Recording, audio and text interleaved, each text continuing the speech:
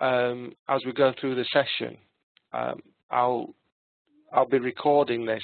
So after the session, I'll send you a link into the recording, so you can also review what we've done today, and if you need to show it to your colleagues or something like that. So this is what we're going to do. It's going to take about probably 45, 50, maybe even 60 minutes in total. And this is what we're going to do. I'll tell you a little bit about myself and my background. Some of you I know have been on some of my courses, so you may know me already, but others I'll be a complete stranger to you. So I'll tell you a little bit about myself, my background, and then we'll get to talk a little bit about what cancer is. In doing that, we'll have a look at some of the terminology associated in and around cancer. We've only got a finite amount of time, so we can only fit so much in, but you'll get to grips with quite a bit of stuff that you've already come across, actually, on a daily basis, and hopefully it'll make sense of some of the stuff that you've heard. I'd like to tell you about some of the up-and-coming courses and webinars that I'm doing, so that if you've got a mind to maybe join me on some of those, that you can do. And there'll be a session. There'll be time throughout really for questions and answers. But I'll make a specific 5 minutes or so that if you have any specific questions about anything, you can ask me. But as I said, there's the hand icon there. So if you want to ask a question throughout the session, just raise the hand icon and you can type the question in, and hopefully I'll get round to it. Yeah? So, first question, are we okay with that? Give me a tick if you are, or a cross if you're not. Fantastic. It's all going to plan. Good stuff. So, well, that's me, look, with hair. That takes me back to that photograph. 30 years that was in Amsterdam. I started off, I'm actually a therapy radiographer by trade. That's what I trained as. And I worked clinically in the Netherlands, in Amsterdam, for a number of years. But I quickly knew that I didn't want to stay in working clinically for the rest of my life. Although I really enjoyed it, it's not something I saw myself doing for the rest of my life. So I quickly I wanted to become a teacher. So in them days, they had student teacher posts. So I became a student teacher in radiography in 1990. This is 25 years ago. And so then I worked at the University of Leeds for a number of years. But since 2002, so this is going back 13 years or so now, I've been working independently as O'Halloran Consultancy Limited. And I go around the UK talking to people about all things cancer, really. The idea being, I'd known for a long time that there's a lot of people who work in the cancer field that are employed because of their other skills, not because of their cancer knowledge. And they need a little bit of help with that, understanding the terminology. And that's what I do. I help them understand the terminology. But my emphasis is very much on education. I'm not that interested in telling people how much I know about cancer. I get much more of a buzz out of making sure that people leave my sessions having learned something. And that, I think, sort of sets me apart really from a lot of other sessions that you might have gone on. There's a couple of testimonials here that I really enjoy because they sort of demonstrate what I'm about, really. I put a lot of energy into the sessions. I want to make sure that people go away having moved on in their cancer knowledge, in their learning. And what I want to be able to do, and what we're going to do in this session, is try to bring some of this what is this quite complex terminology across in a way that you will be able to understand, that will make sense. I'll give you ideas and anecdotes and analogies that will help you remember some of this stuff. And don't forget, some of you will be talking to other health professionals. Some of you may be talking to patients. Sometimes we need to be able to bring this information across in a way that they can understand. And so I'm going to help you with some ideas for that. Yeah. So these are people that I already work with. And the reason I put this slide on, because if you scan across who's involved there, I touch on an awful lot of cancer organisations throughout the UK and beyond, really. And you can imagine the amount of people working in these organisations and the backgrounds that they come in with. They're wide and varied. So I guarantee that anybody who comes on the courses or the sessions, whether they've got a PhD in microbiology or a BSc in anatomy or a CSc in science, doesn't matter. They will all get something out of my sessions because I make sure they do, and that's what my aim is. So what we need to be able to do when we start learning about cancer is be allowed to ask that stupid question. And that's what I'll ask you to do today. If you have questions, no matter how basic you think they are, or how stupid you might think they sound, please feel free to ask them. Please feel free to type them in, because you can guarantee that we've got, how many people have got on now? We've got 15 people or so, 14 people, maybe a few more to join us. You'll guarantee that that question that you want to ask, other people are thinking about the same question. And certainly if I'm in a room, whereas quite often I am with 30, 40 people, it's sometimes difficult to ask that question, but you'll guarantee that other people are wanting to ask the same question. So please, ask the question. I'll try and answer it as best I can. And I'm honest, if I don't know the answer, I'll tell you I don't know the answer. That's enough about me and what my philosophy is, if you like. Let's have a look about cancer, which is what you've really come here to listen to. The problem is that it's a huge problem.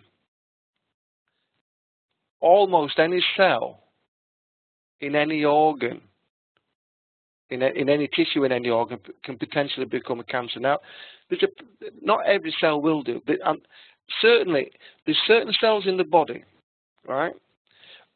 When cancer develops, and we'll look at this briefly later, but when cancer develops, it's really a faulty processes within the cell, in particular faulty processes which are telling these cells to divide too quickly. It's the division process that's gone wrong. Now, if cells are not dividing, it's very difficult for them to produce a cancer. And a good example of that are the nerve cells within the brain and the spinal cord. They're so specialized, so special, that they lose the ability to divide. So when you damage your nerve cells in your brain and your spinal cord, they tend to stay damaged. It's extremely rare to get tumours in nerve cells, actually. Yeah, we get tumours in the brain and the spinal cord, but they're not the nerve cells. They tend to be the cells that support the nerves, the cells that feed the nerves, keep them clean, these sorts of things. These are called glial cells. Now, these are dividing, and so we call these tumours gliomas, but they're not nerve cells. They're the cells that support the nerves. That's the important learning point there. Now, in the UK, we're talking about 1 in 3 people. Now, actually, the new figures are suggesting that for those of us born after 1960, it'll be 1 in 2. Now, probably my kids and certainly their kids and their kids' kids, so my grandchildren and great-grandchildren, if I'm lucky enough to have some, it wouldn't surprise me if cancer is a question of when, not if. It'll almost be 1 and 1. Why do I say that? I say that because the instance or the chances of getting cancer increases rapidly with age. I'll come back to that slide in a minute. But Look at where it takes off. 50, 55 years of age. With most people coming through our door 60, 70, 80 years of age. Now the thing is, more and more and more of us are living into that age bracket, which means that more and more of us will get cancer at some point in our life. Now, we'll mention briefly later maybe the things that may put us at risk, but these things that we do to put ourselves at risk at cancer, they don't start at 60. They start way down in this graph. You don't get a lung cancer caused through a smoking habit. You don't start smoking on Monday and get lung cancer by Wednesday. It doesn't work like that. You start smoking when you're 14, and you get your lung cancer when you're 47. That's what happens. It's lots of little bits of damage over a lifetime. Gradual, random, accumulated damage. Such that when we get to 50, 60, 70 years of age, that damage is starting to take hold. Which is why 1 in 3, maybe 1 in 2 of us will get cancer at some time during our lifetime. So it begs the question then, what's better, prevention or cure? Now, at the moment, we spend a massive amount of money. That's why it makes it a huge medical problem, because the resources needed to deal with this disease are absolutely huge. Yeah? Both in terms of time and money. If people didn't get cancer in the first place, we'd actually probably do a better job than what we do trying to actually get rid of the cancer once people have got it. It's going to get worse. The World Health Organization is suggesting that in the next 20 years, there's going to be what they call a tidal wave of cancer across the globe. Now, we're going to see it here in the UK and Europe, but the places that are going to see the massive increase are places like Africa, Asia, India, China, these sorts of places. We can't carry on trying to cure. We won't be able to cure our way out of this tidal wave. That is a fact. So the best thing really in most cases will be trying to reduce our risk of getting the disease in the first place, which is why what my vision is I'm an independent trainer, I work by myself, but I have this grand vision that if we educate people about cancer, if we tell people about cancer, they will hopefully make the right decisions. You can't make them do something, but you can help them make the right decisions by giving them the knowledge.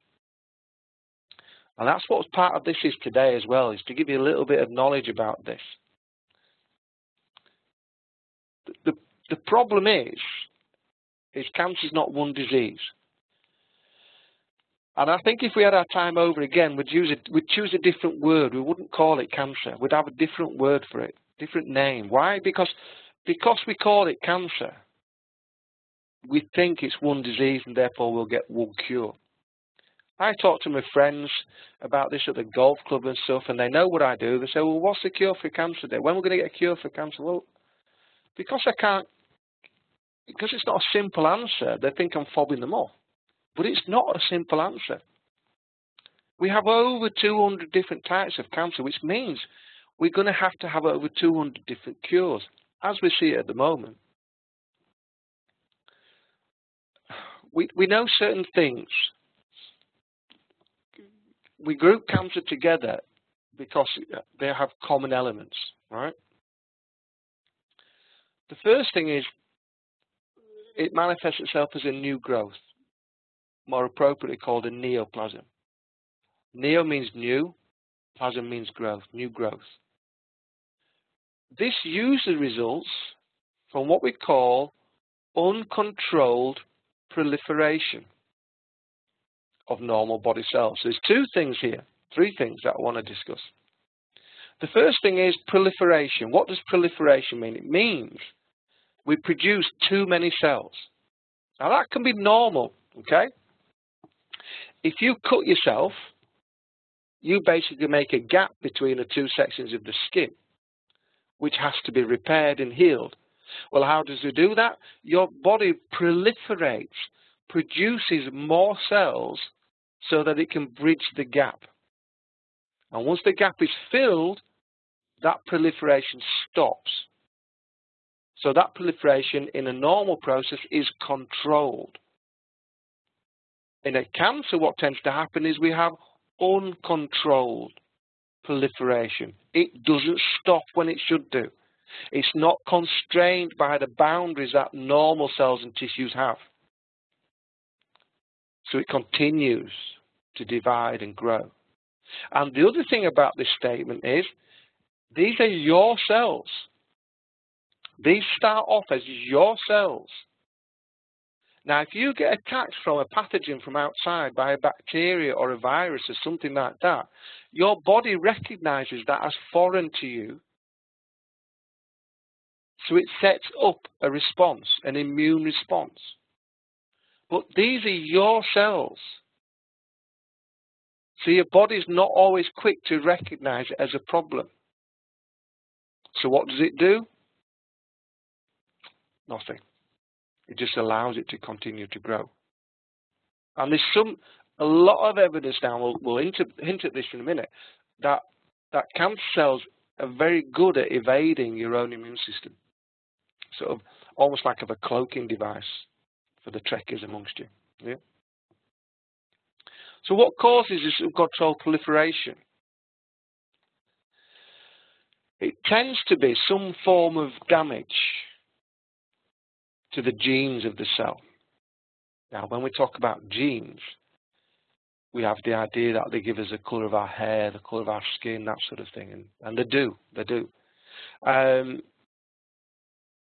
in individual cells, we have genes which tell the cell what to do, why to do something, how to do something, and when to do something.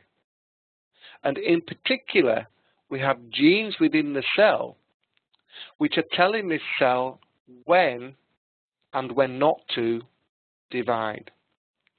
And they're the ones that we're interested in. And if these are damaged, that cell can be switched on to uncontrolled proliferation, uncontrolled replication and division. Okay? So what causes that damage? What causes that mutation within that gene? Well, for the most part, not exclusively, but for the most part, it's exposure to what we call carcinogens. Now, carcinogens are cancer-causing elements, potentially. All right? So, just as type in your chat box, give me an example of a carcinogen. Just type it in.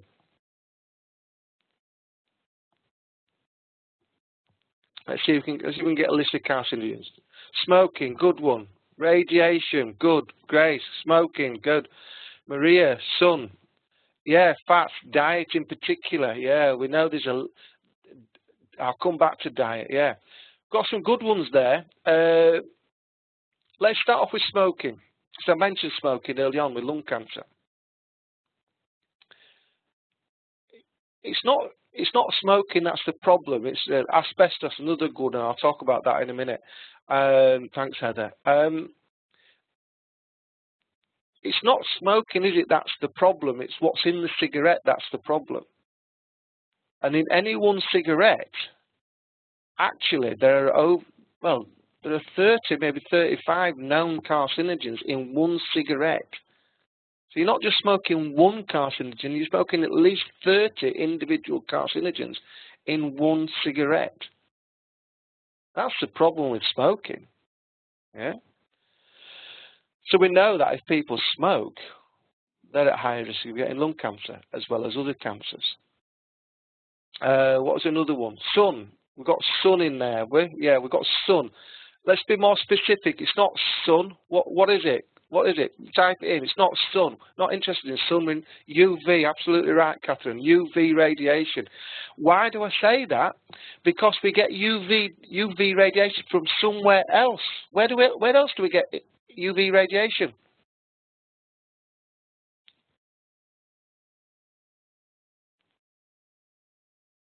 Type it in.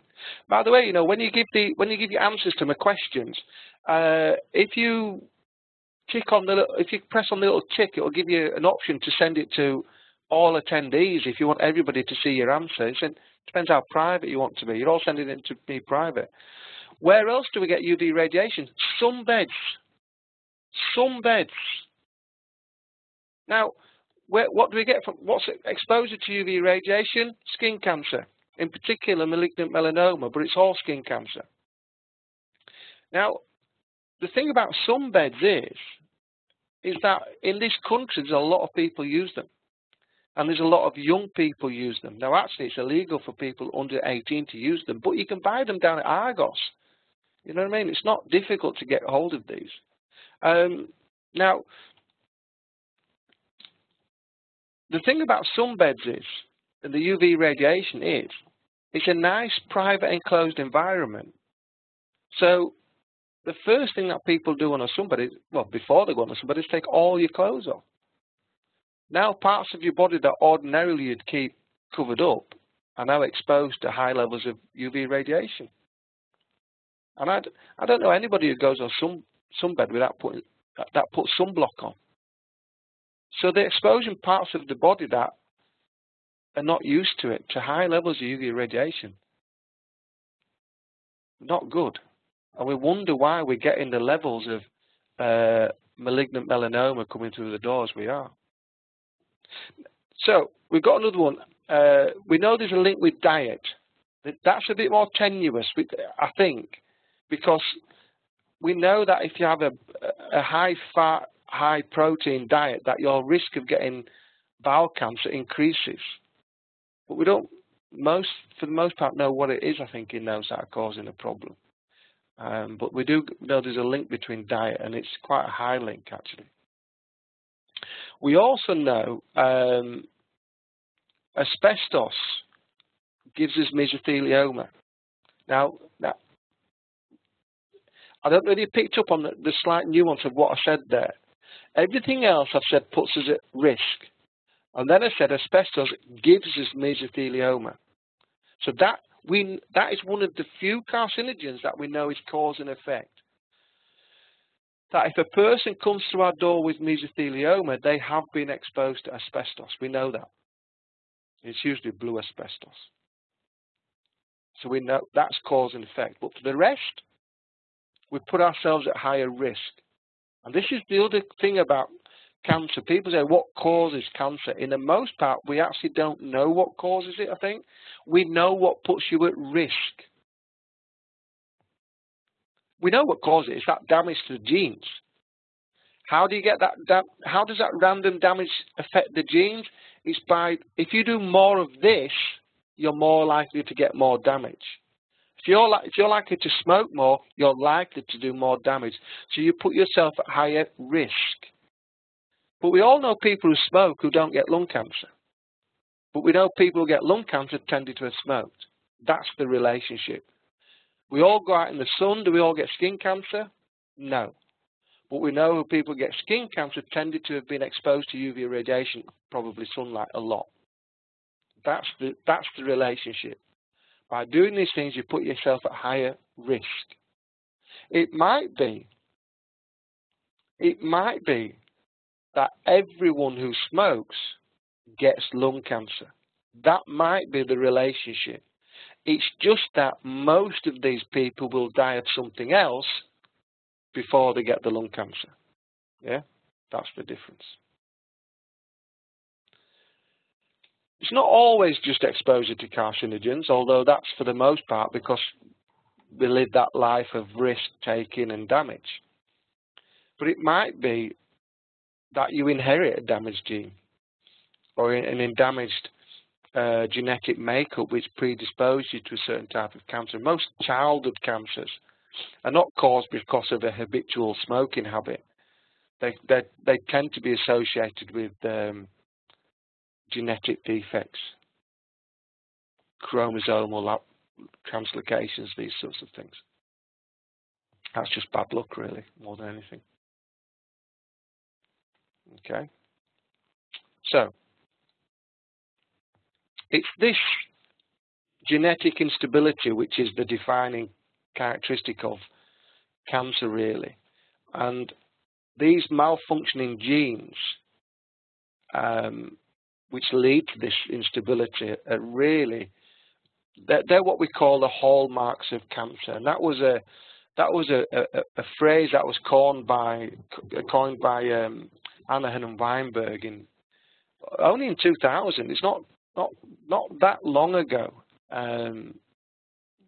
But these are the traits that there was initially 6 of them. In 2011, they updated their list with a couple there down at the bottom, which we're not going to spend a lot of time on, but I'll sort of briefly mention them.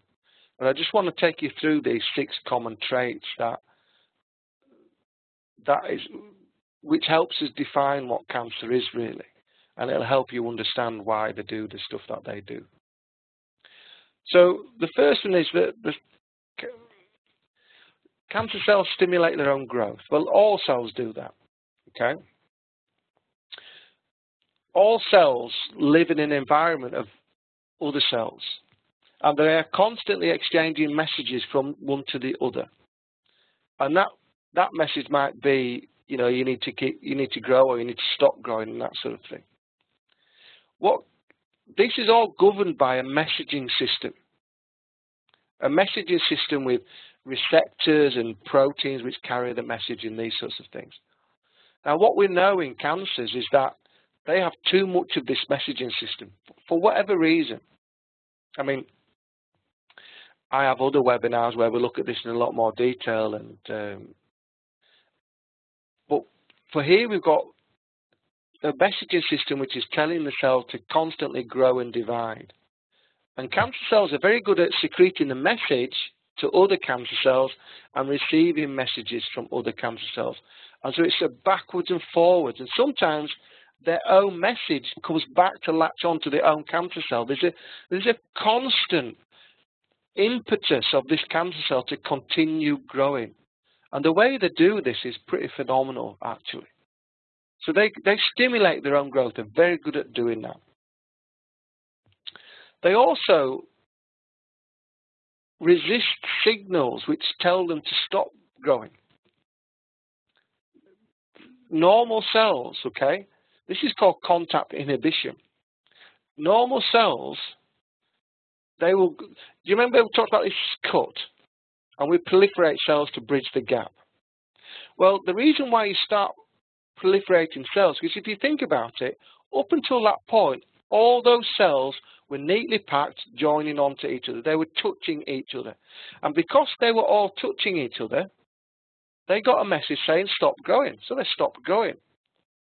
As soon as you make a cut, you basically, the cells at the edge of the cut are not touching cells there now.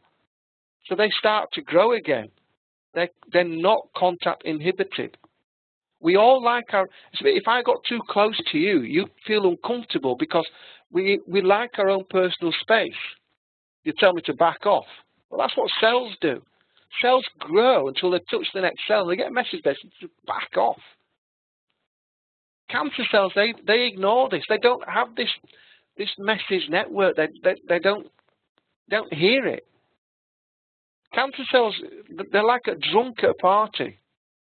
Usually a bloke, yeah? He'll bump into people all night long and never get the message to back off. So cancer cells just carry on growing regardless of that message. They lose contact inhibition. Okay? The other thing about cancer cells that we know, they don't die when they should do. When your cells replicate and reproduce, if they're damaged, your cells can try to repair, but if the cells can't repair, they will kill themselves. All cells which are capable of division have within them a self-destruct button. Apoptosis it's called, programmed cell death. And what happens in cancer cells is they don't, that self-destruct button's not working properly. These are things called tumor suppressor genes, oncogenes and tumor suppressor genes we're talking about here, which we cover in a lot more detail in other sessions, but just a flavour for what's going on here. You've got these cells which are growing and continuing to grow, and you've got your self-destruct button, your monitoring system not working properly. This is not good, okay? They also have an uncanny knack to stimulate their own blood vessel formation. This is called angiogenesis. They send out messages to the body for a blood supply. Tumours only have to grow a couple of millimeters in size before they become oxygen deficient, before they need more oxygen and nutrients. So they send out a message. This message is called VEGF. If you've heard, anybody heard of VEGF? Give us a tick if you've heard of VEGF. No, one or two, yeah. Okay. VEGF. Grace, no, doesn't matter. It's called vascular. I'll type it in the chat box so everybody knows what this is called. It's called vascular endothelial growth factor, VEGF. Yeah, absolutely, Maria. You're absolutely right. So what happens is, Maria's just said, she's written there VEGF inhibitors, and that's exactly right, and I'll tell you what that is. As the tumour's growing, don't forget, this is I say don't forget, I haven't mentioned it, but you might not know, your normal body is producing VEGF all the time to produce new blood vessels to keep everything healthy. That you need to produce new blood vessels. Your tumour cells do this also. So they send out VEGF, it hits a blood vessel, and that blood vessel thinks it's hearing a normal cry for help. It doesn't know it's coming from a tumour cell, so it diverts a blood vessel to the tumour. The tumour's got a blood vessel now, it can grow, it sends out more VEGF, so on and so on and so on. So it's VEGF which promotes that blood vessel formation. So what have we designed? VEGF inhibitors. You might have heard of a drug called Avastin. That was your first VEGF inhibitor. The problem is, with these, they're not as targeted as what we want them to be because they potentially inhibit normal blood vessel formation also. So what we're working on now, what your scientists are working on, are VEGF, tumour VEGF. We want to find tumour VEGF because the principle is brilliant. If you can stop the blood vessel, a blood supply to the tumour, it will naturally die off. It will starve itself to death. Okay, VEGF inhibitors, brilliant. They can also multiply forever, in theory. At the end of our DNA, we have these little buffer zones, and they're called telomeres. And they get shorter and shorter and shorter as you get older and older and older, and the cell gets more and more worn. So it gets to a certain length, and it tells the cell to kill itself. It switches on that programmed cell death. But what we know with cancer cells and the genes within the cancer cell, that it extends those telomeres, it keeps them long. So it never gets to a situation where the cell is wanting to kill itself. In your normal cells, every time a cell divides, that telomere gets shorter and shorter and shorter and shorter. So it only has so many divisions before it has to die, really. Whereas cancer cells, they just keep it long. They just multiply forever. And the other thing, the really defining thing about cancer is number 6.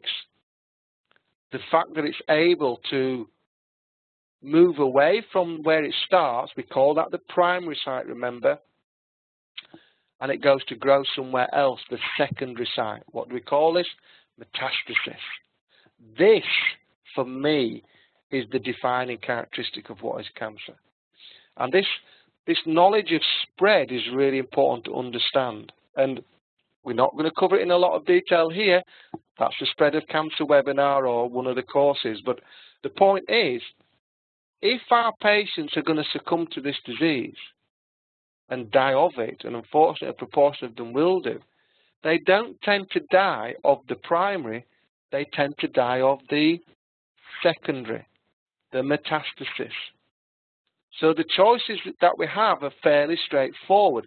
either get to these diseases before they spread, which is what we spend an awful lot of time and resources doing, or we have to have a therapy available to us even though they've spread. Now, we haven't got many of those, okay? So it's a really important one, is spread. And what tends to happen is these cancers will metastasize to organs of the body. They can metastasize anywhere, but they tend to metastasize to organs in the body that are really quite important to us, like the liver, like the brain, like the bones, like the lungs. You can't live without them not working properly. And those two down at the bottom, this metabolic pathway, that's your messaging system within the body, within the cell. Your cells are constantly receiving messages and taking them in and acting upon that message. We know they go wrong in a lot of cancers. We have the HER2 gene, which is a receptor on certain ladies with breast cancer cells, which promotes growth of the breast cancer cell. We have the EGFR receptor, which we know is defective in certain types of lung cancer and colon cancer. Okay, we have the what's another one? MYC.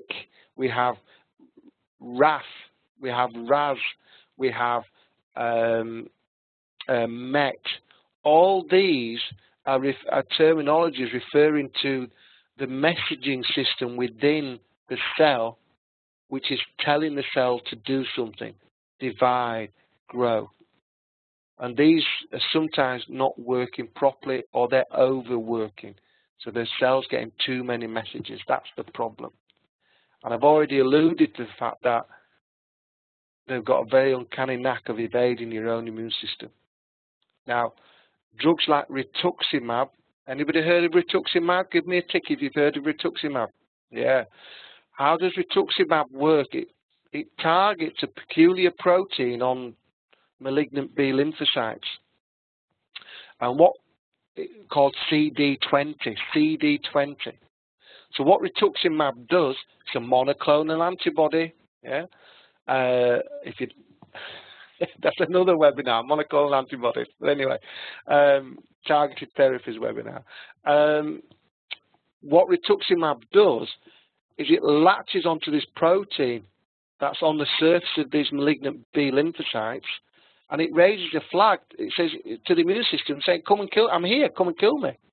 Up until that point, that B lymphocyte has evaded the immune system. Rituximab puts a flag up. That's how it works. Okay. So you'll see rituximab being used for lymphomas, particularly non-Hodgkin lymphoma. If you come across a regimen called R-CHOP, anybody heard of R-CHOP? Give me a tick if you've heard of R-CHOP. One or two of you have, some haven't. The R in R-CHOP stands for rituximab. That's what it stands for. Okay, good stuff. So they're the hallmarks of cancer, really. And the important thing to know is that cancer is a progressive thing. It's not something that happens overnight, which is why it's very difficult to talk about cancer prevention to young people, because they're not bothered what happens when they're 40 or 50. It's too far ahead. Crikey, when I was 16, 17 and I was playing football with guys that were 30, I was thinking, oh, God, I hope I never get that old. And now I'm 50. I'm looking at the people who are 30 thinking, oh, God, you look so young. It's so difficult, but we need to get that message across, because it's in those formative years where the damage is done.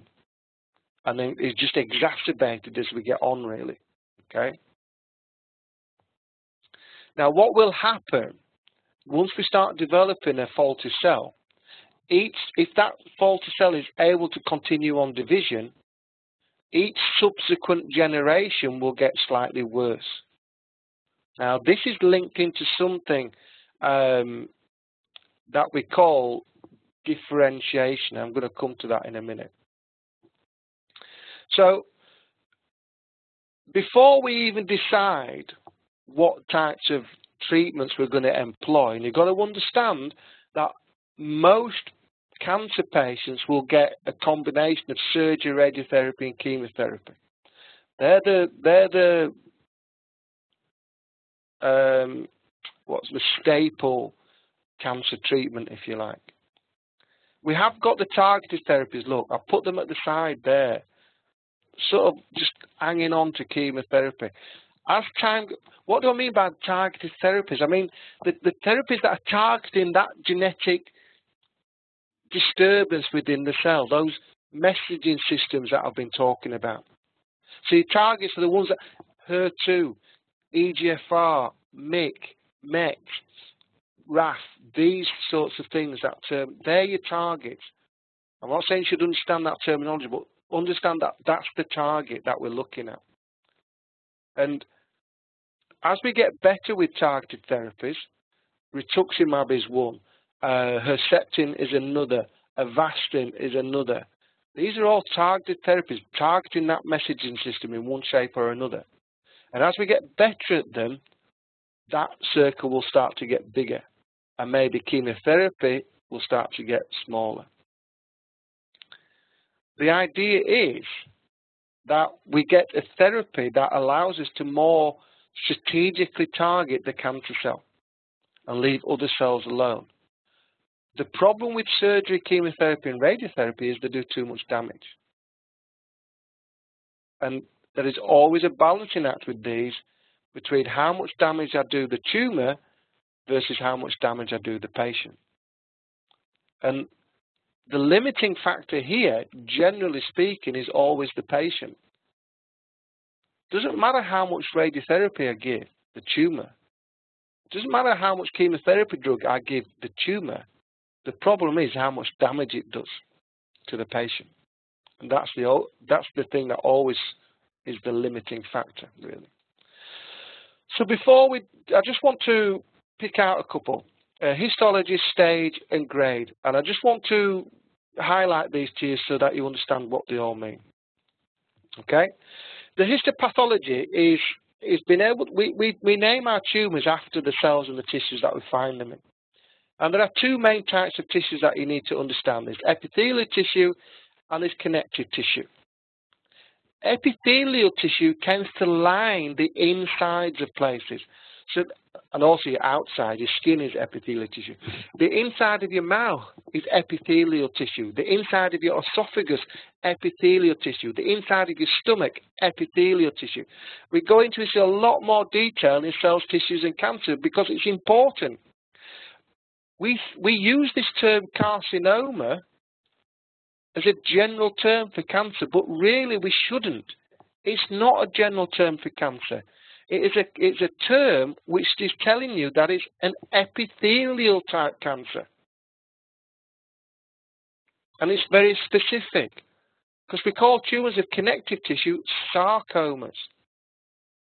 And then we qualify it with a type of tissue, glandular epithelium or connective tissue, bone, cartilage.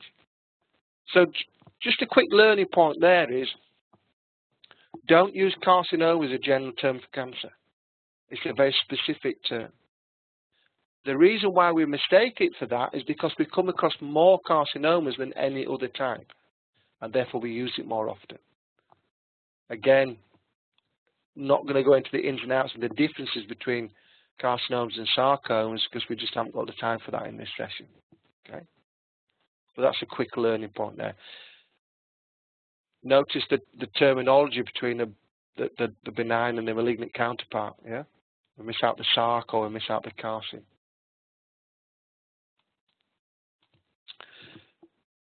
When cells die, we need to replace them. We replace them by going through what's called cell division. And cell division is where you get two cells being produced. I'm not really going to go through this process in any detail, but what I'm interested in is this cell here. Yeah, one cell goes back into the cycle to be used when necessary. That's fine. What we're interested in, what's happening to this cell here. Because this cell goes off to become the cell that I want to replace. And this process of becoming is called differentiation. This process of maturation is called differentiation. Okay? So when the cell has become the cell it's intended to be, when it's fully matured, we call it well differentiated. Okay? So we use that for our cancer cells as well. Our cancers. We talk about cancers being, well, have you heard of cancer being described as poorly differentiated, for example? Yeah. Give us a tick if you have. Yeah, fantastic. And you'll have also heard the counterpart. That cancer is called well differentiated. Well, let's have a look at this. There's your normal cell of the body. Look, it's a sheet of paper. Look, I've printed on it. Look, printed my slides out. You can't get any more well differentiated than that sheet of paper. It looks exactly like, and it's behaving exactly like a sheet of paper should behave like. You can't get any more well differentiated than that. That's your normal cell of your body. There's your cancer cell. Your malignant cancer cell, slightly scrumpled. If I hadn't put it through my printer already, I certainly wouldn't now, because it would cause a jam. But if it was a blank sheet of paper, I would write my to-do list on it or my shopping list. So it's almost behaving the same as the normal cell. So this cancer cell could be described as being well differentiated. Okay?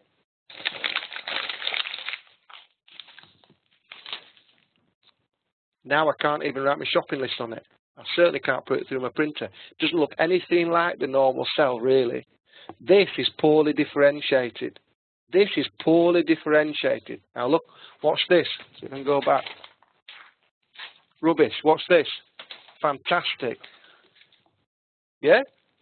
This poorly differentiated cell, it hasn't got the characteristics I want of it. I can't write a note on it, but it's got other characteristics. It's got those characteristics which Hanahan and Weinberg were saying. And it's these characteristics in this poorly differentiated cell which is going to give it the ability to metastasize. So there's a link. There's a link between that level of differentiation and the likelihood of metastasis. What do we call this? We call it the grade of a tumour. Slightly more complicated than that, but that is in a sense what it is. We look at the proportion of well to poorly differentiated cells in the tumour. And the more poorly differentiated cells we have, the higher the grade, the greater the likelihood of metastasis. And that's your link between differentiation and grade and metastasis. Yeah?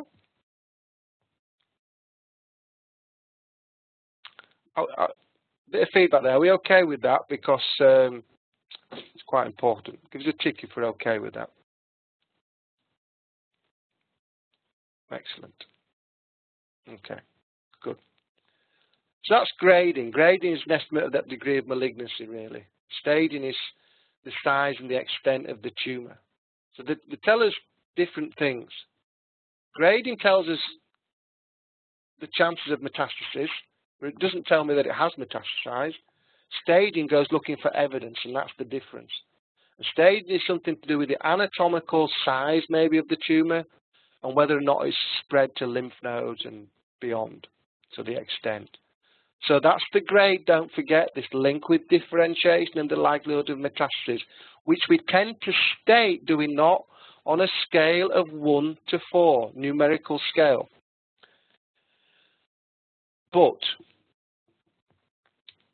you will get some specialized grading systems that we use in certain situations. For example, the Gleason grading scale for prostate.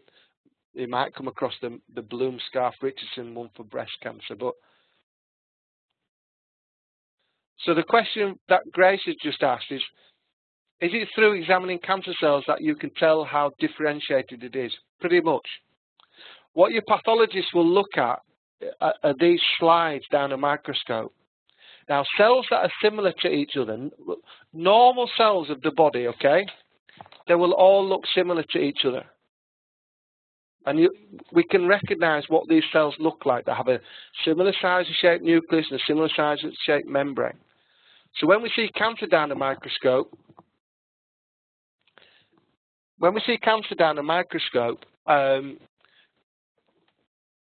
we see irregularity, different sizes and shapes.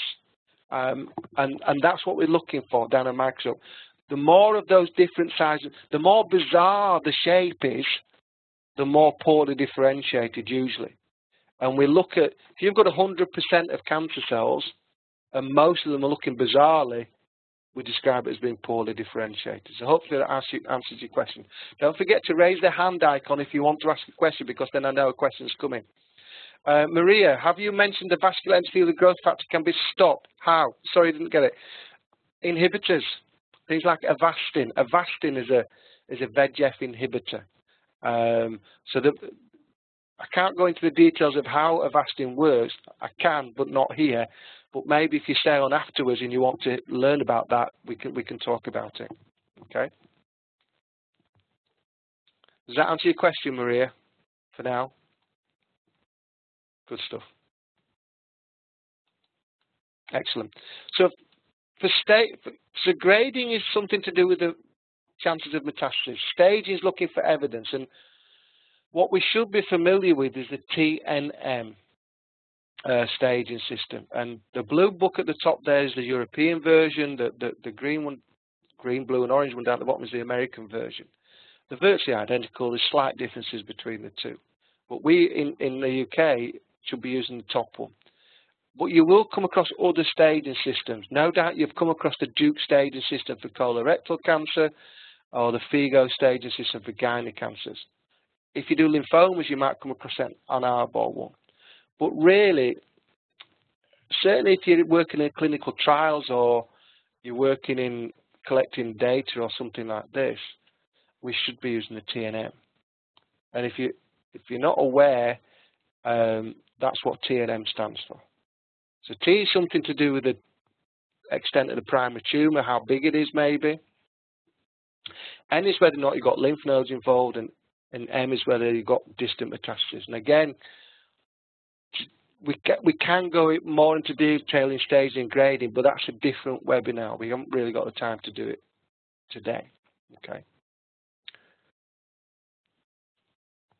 So just a flavour of what staging and grading is. So at that point, I'll open it up and just have 5 minutes now. Now's the time. Think about what we've said. If you've got any questions, I'll answer them, and I'll say more about that, how Avastin works actually, if I may. What I'll do is I'll share a whiteboard, and I'll try draw this. I'll probably be hopeless at drawing this, I think.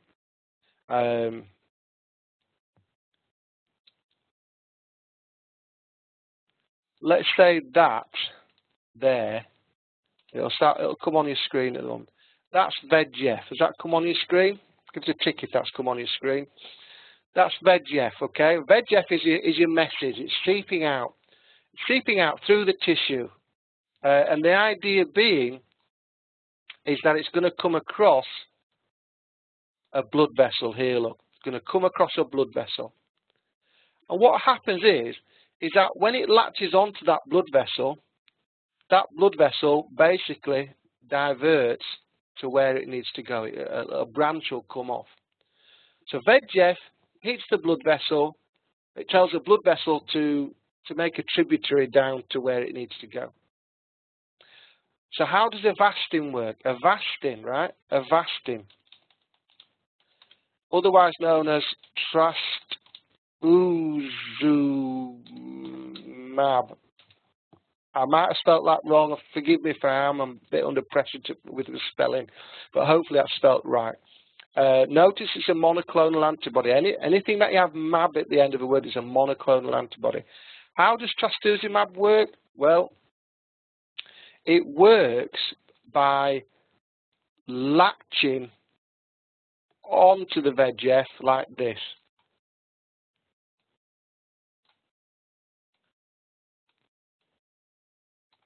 Monoclonal antibodies are usually diagrammatized as this sort of Y shape. Some of them are Y shaped, not all of them. So you can see what happens with the Avastin. It latches onto VEGF so that it can't actually latch onto the blood vessel. That's how angiogenesis inhibitors work in a nutshell. Is that okay, Maria? Good stuff. Grace, you got another question? Oh, I've got two Marias. Just picked up on that. Two Marias. I didn't even realise that. That's good. So you're all right. That's good. Excellent. Grace, time for questions. There's no stupid questions. How does it know what cell? How does what know what cell? Grace. The drug, it doesn't. It doesn't. It doesn't. That's why we just flood the body full of Avastin and it searches out. It's programmed. They're sort of programmed to look for certain things. The way we design monoclonal antibodies is to latch on to a particular protein. So these will have been identified in the labs. So they'll have been designed to attach onto VEGF in the labs, so that when you put it in the body, it sort of, I would imagine the way it works. I don't know enough about pharmaceutical biology, that sort of thing, but I would imagine the way it works is it's like it's just going along its merry way. It sees VEGF and it latches on. That's what happens when it gets close to it. But I don't know the pharmacodynamics around it precisely. It's not unique to each person. No. It will. It's VEGF is. We all secrete VEGF, and therefore Avastin technically would work for most people. Yeah. Well, that might be a good point, Heather, and that might be one of the reasons why. So, do you want to just, Heather, can you send that again? Copy and paste it and send it to all participants if you would, so everybody can see that statement, because it's quite an important one. And you might be more knowledgeable about that than me, Heather, to be honest, and I'm quite happy for that. What Heather said is she thought trastuzumab was only effective in 30 to 40% of cases. So there might be an individual element to this. And we do know that, don't we? Because people react to drugs completely differently to the next person. And that's the challenge with some of these. Sometimes they do work, sometimes they don't work. But we do know that not all these targeted therapies will work for all people, and you've got to have a target. I say that, for example, and this might be the case for trastuzumab or not, but HER2, Herceptin, which we use to treat ladies with HER2 positive breast cancer, well, there's only about 30% of ladies with breast cancer that have HER2 positive disease. So only 30% of people will be able to use Herceptin for. So, you know, they are quite selective, some of them. But I'll look into that. I'll look into that, Heather. Certainly will do. So the question from Catherine is: so would drugs like these, Avastin that is, interfere with things like wound healing? That's the problem, potentially, because they stop your own blood vessel formation. Okay, that's the problem, I think. Was that your question, Catherine? Good stuff. Any? And that's why in the UK, let's say England now, because Scotland are becoming very different, as are Wales. Let's say, if I may say, England. I know it's different in Scotland, and it's starting to get different in Wales. Avastin's not free on the NHS. I don't actually think it is in Scotland, actually, because it's NICE haven't allowed it to be, because it's very expensive, and the actual benefit that most people get is measured in terms of weeks and weeks, really. So it's not shown to be as effective as we want. The principle is good, but the theory is good, but the practice is proven somewhat different. Asha, are there genetic tests available to help detect cancer cells? Yes. Well, no. Yes and no. If we suspect somebody with, if we diagnose somebody with, let's take breast cancer as a good example. If you've got a lady with breast cancer, and you've done the lumpectomy, say for example, what will probably happen is that a sample of those breast cancer cells will go down for genetic testing to see if they're HER2 positive. Because if they are HER2 positive, then we'll use Herceptin. Interesting, Herceptin is used as neoadjuvant treatment who have had surgery when still receiving Herceptin. quite sure I understand that, Heather. So they get Herceptin as well. They might start them off as Herceptin and assume they're HER2 positive, and then maybe stop it. I don't quite know how that would work clinically. But that's an interesting point, if I'm reading it correctly. So does that answer your question, Ashley, about the genetic test? We certainly would look for these now to see. Maria, when the gene is recognised, then it is best to leave alone or surgical intervention. No, you've always got to sort the tumour out. You've got to be careful. I'm not talking here about. Let's just distinguish now between what we're talking about. I'm not talking about a gene like, for example, the breast cancer gene. People talk about the breast cancer gene. And ladies who have this are at risk of getting breast cancer. So then the question, so that's a gene, that's in their genetic makeup, if you like. When we talk about these other genes, we're talking about on individual cell, that messaging process on the cancer cells that have gone awry. So the genes within that cell. So that's different to the genes which is making that lady up, generally speaking. This is the genes on the individual cell.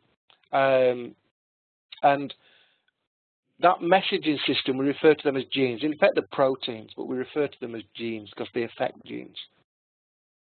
So you still, if you've got a lady with HER2 positive breast cancer, you'd still have to remove the tumour. You wouldn't leave it. You wouldn't leave it. No, Herceptin given to HER2 positive patients in the neoadjuvant stage, but when the patient has surgery, they still have Herceptin. It continues. Yeah, absolutely. Yeah. So they'll get them straight on. So what they've done is they've taken a sample of the cells, they've suggested it's HER2 positive, given them straight away Herceptin, done the surgery, and then carried on with Herceptin. Yeah, that sounds like a logical format. In a sarcoma, Maria, what's your previous question? Oh, if the gene is, yeah, good question. Now, so what you're talking about there is in a sarcoma, quite often with things like rhabdomyosarcomas, osteosarcomas, we do see that this patient has got some genetic predisposition. They tend to be young children and adolescents mainly. I don't know is the answer whether we would do that. Yeah. In things like GIST tumours, which is GIST gastrointestinal stromal tumour, that's like a sarcoma. We do know that messaging system is damaged in those. Now, I think it's c-MYC. It's a gene called c-MYC. And a drug which is used for that is called imatinib, actually. So you might come across imatinib in that setting for GIST tumours. Whether they would leave it in, Maria, I really don't know. That would be a patient by patient, surgeon by surgeon, oncologist by oncologist choice, I would have thought.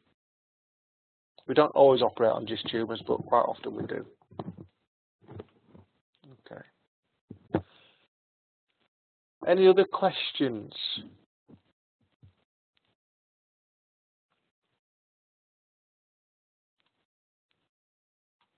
Okay. Well, we're running a little bit over time. Are we okay for time? Give us a tick if we're okay for time. We've only got another 5 minutes.